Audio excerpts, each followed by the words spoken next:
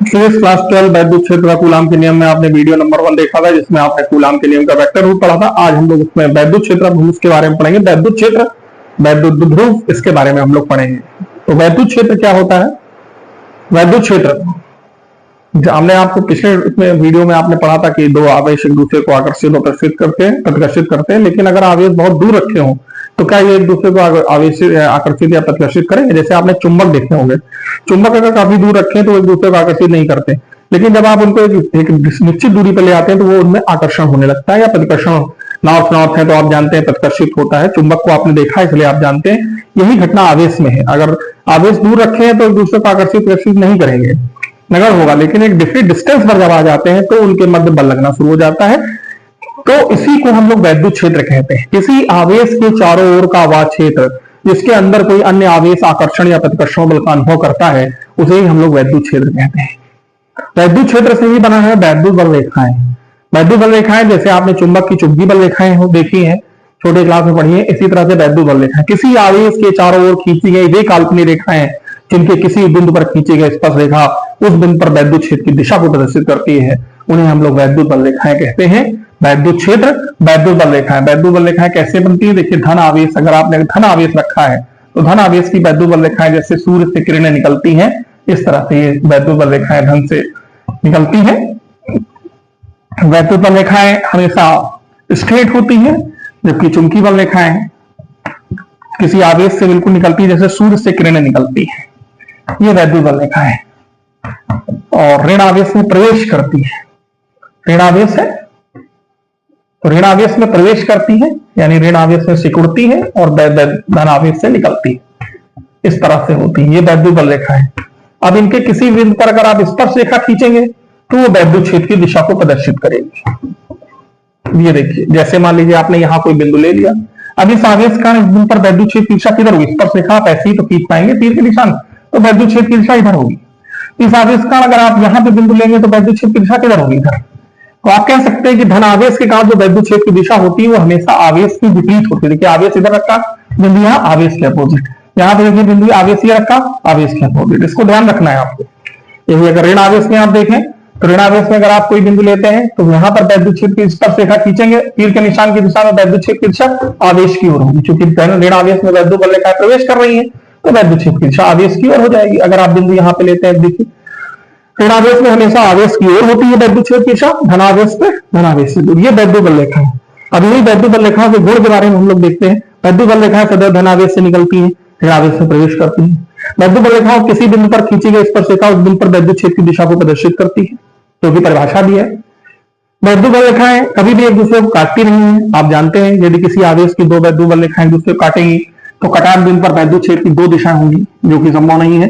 यहाँ पर आप दो स्पर्श रेखाएं खींच सकते हैं, तो दो स्पर्श रेखा किसी सभी राशि की एक ही बिंदु पर दो दिशाएं नहीं होती, आप जानते हैं। तो वैद्युत बल रेखाएं कभी भी एक दूसरे को काटती नहीं है। और आप देख रहे हैं धन आवेश के निकट वैद्युत बल रेखाएं पास पास है, और जैसे जैसे थोड़ा दूर जाते हैं इनके बीच की गैपिंग बढ़ती जाती है। गैपिंग बढ़ने का मतलब है कि धन आवेश के निकट वैद्युत क्षेत्र प्रबल है। जहां वैद्युत बल रेखाएं पास पास होंगी वहां वैद्युत क्षेत्र प्रबल होगा, और जहां वैद्युत बल रेखाएं दूर दूर होंगी वहां पर वैद्युत क्षेत्र दुर्बल होगा। यानी आवेश से दूर जाने पर वैद्युत क्षेत्र घटता जाता है और एक स्थिति ऐसी आएगी उसका मान नगण्य हो जाएगा।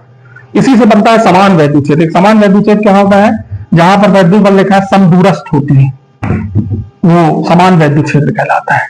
इसे कहते हैं समान वैद्युत क्षेत्र। अब इसी से बनता है वैद्युत क्षेत्र की तीव्रता। वैद्युत क्षेत्र से वैद्युत क्षेत्र की तीव्रता। वैद्युत क्षेत्र की तीव्रता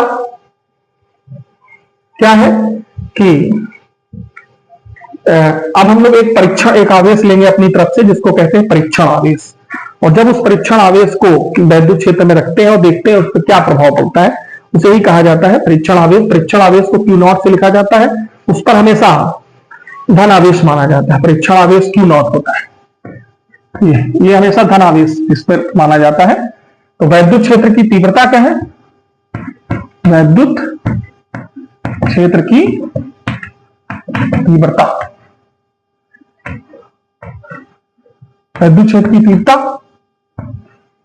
किसी वैद्युत क्षेत्र में रखे एकांक परीक्षण आवेश पर लगने वाले बल को उस आवेश की उस बिंदु पर वैद्युत क्षेत्र की तीव्रता कहते हैं। अगर किसी परीक्षण आवेश को आप वैद्युत क्षेत्र में रख देंगे उस पर बल लगेगा। तो किसी परीक्षण आवेश को, एकांक परीक्षण आवेश को वैद्युत क्षेत्र में किसी वैद्युत क्षेत्र में रखे एकांक परीक्षण का, इसको एक कर देंगे तो फिर निष्पत्ति नहीं लिखनी पड़ती। तो किसी वैद्युत क्षेत्र में रखे एकांक परीक्षण आवेश पर लगने वाले बल को उस आवेश की उस बिंदु पर वैद्युत क्षेत्र की तीव्रता कहते हैं। इसे ई से लिखते हैं, ई बराबर एफ अपॉन क्यू नॉट होता है। ये एक सदिश राशि, चूंकि बल एक सदिश राशि इसलिए ये भी एक सदिश राशि है। इसका मात्रक आप देख सकते हैं न्यूटन प्रति कूलम होगा, न्यूटन प्रति कूलम, और विमा हो जाएगी आप देख सकते हैं इसकी mlt -2, q बराबर it 80, ऊपर ले जाएंगे ml t -3 a -1, ये इसकी विमा हो जाएगी। मात्रक हो गया, विमा हो गया। इस फॉर्मूले से आप ये भी देख सकते हैं कि इसका मतलब अगर किसी वैद्युत क्षेत्र में कोई आवेश रखा, परीक्षण आवेश रख दिया तो उस पर बल लगता है F बराबर क्यू नॉट ई। F बराबर कितना लगता है, क्यू नॉट ई बल लगेगा। अब ये बल धनावेश अगर ये है तो इस पर वैद्युत क्षेत्र की दिशा में लगेगा, क्योंकि ये देखिए वैद्युत बल लिखा है, निकल नहीं, इसका मतलब यहाँ कोई धनावेश रखा होगा। धन और धन एक दूसरे को प्रदर्शित करेंगे, इस पर बल इधर लगेगा, वैद्युत क्षेत्र के आधार पर दिशा दी जाएगी। और अगर ये ऋण आवेश होता तो वो इसको आकर्षित करता, तो इस पर बल वैद्युत क्षेत्र के विपरीत लगता। ये वैद्युत क्षेत्र की तीव्रता। अब इसी से किसी बिंदु आवेश के कारण किसी बिंदु पर वैद्युत क्षेत्र की तीव्रता आप देख सकते हैं। किसी बिंदु आवेश के कारण किसी बिंदु पर वैद्युत क्षेत्र की तीव्रता, देखिए किसी बिंदु आवेश के कारण, कोई बिंदु आवेश है, बिंदु आवेश के कारण, बिंदु आवेश के कारण वैद्युत क्षेत्र की तीव्रता। मान लेते हैं कोई बिंदु आवेश Q है जो कि बिंदु O पर एक ऐसे माध्यम में स्थित है जिसका परावर्तन K है। इससे r दूरी पर, इसके वैद्युत क्षेत्र में इससे r दूरी पर कोई बिंदु A है, इस पर हमें वैद्युत क्षेत्र की तीव्रता ज्ञात करनी है। तो इसके लिए कोई परीक्षण आवेश Q नॉट को बिंदु A पर रखेंगे।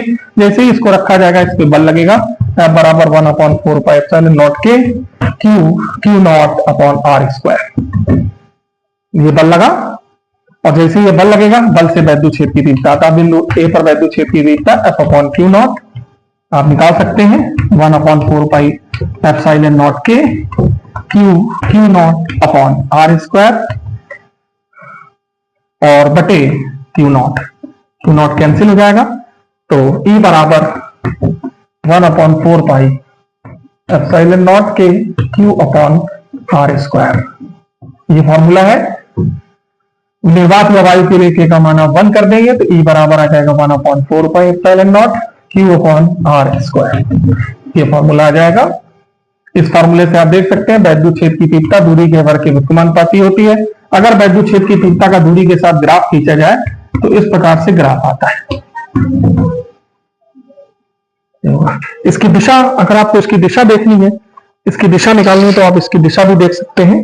वैद्युत क्षेत्र की तीव्रता की दिशा क्या होगी, धन आवेश है, धन आवेश से वैद्युत बल रेखाएं निकलती हैं, तो इसके कारण अगर वैद्युत क्षेत्र की तीव्रता की दिशा यहाँ पे दिखाना चाहते हैं तो ये इधर होगी, आवेश से दूर। अगर ये ऋण आवेश होता तो वैद्युत क्षेत्र की दिशा आवेश की ओर होती। ये वैद्युत क्षेत्र की तीव्रता है। इसी से अगला इसमें बहुत इंपॉर्टेंट टॉपिक आता है वैद्युत द्विध्रुव। वैद्युत द्विध्रुव क्या होता है?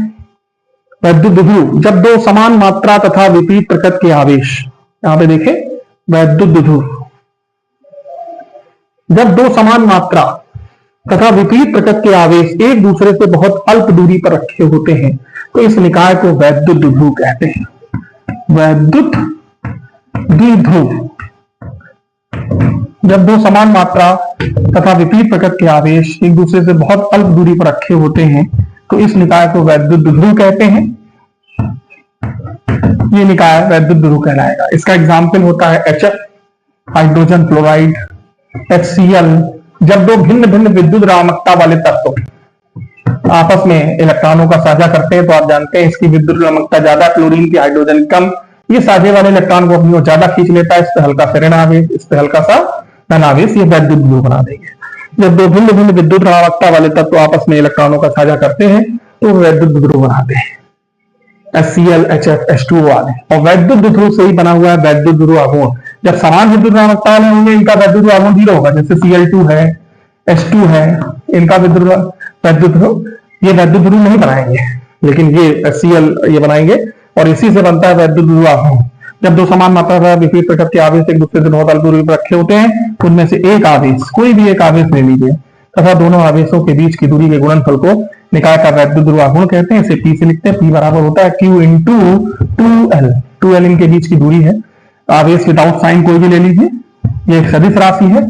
इसकी दिशा ऋण आवेश से धन आवेश की ओर होती है। इसका मात्रक हो जाएगा कूलाम मीटर, आवेश का मात्रक कूलाम, दूरी का मात्रक मीटर, और विमा Q बराबर IT AT और L, ये हो जाएगा। तो ये वैद्युत ध्रुव है। वैद्युत ध्रुव से संबंधित 3 फॉर्मूले हैं जो बहुत इंपॉर्टेंट हैं, वो हम लोग नेक्स्ट वीडियो नंबर 3 में देखेंगे, और वीडियो नंबर 3 में चैप्टर पूरा होगा। आप लोग इस वीडियो को देख के